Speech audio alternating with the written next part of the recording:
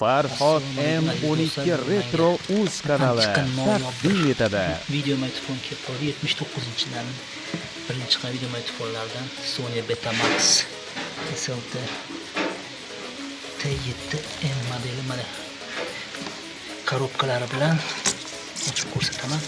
Pasportlari ham bor ekan. Shuni o'zi ko'rsatib bir ishlatishlarga obzorga beraman.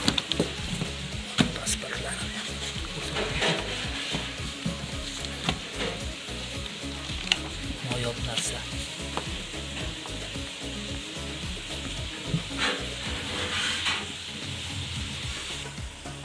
Mana chiqarib oldik korobkadan, oldin dizaynini ko'rsatib ketdik. Ko'rinishini qanday tuzishdi.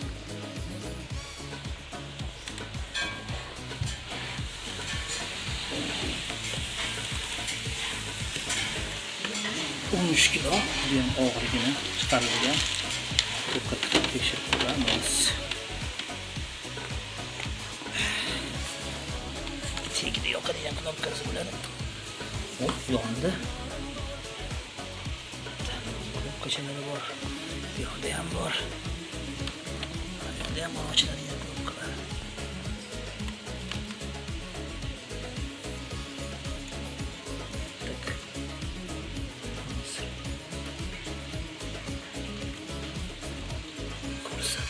Ha, yopmabmiz. Nimaga ochilmayapti deyman endi yondi. Ishlatmaganman, lekin videosini ko'rdim YouTube'da, o'shanga. Afsuski kaseta qo'yib tekshirib bera olmayman, chunki kasetam yo'q buniki. Lekin mana ishlab turgan video magnitofon. O'zi ham juda ham noyob, O'zbekistonda juda ham kam bu. Videosi like bosinglar va videoni shunaqa video mikrofon bor ishlatgan do'stingiz jo'natib qo'ysa bo'ladi. Bir eslaydi.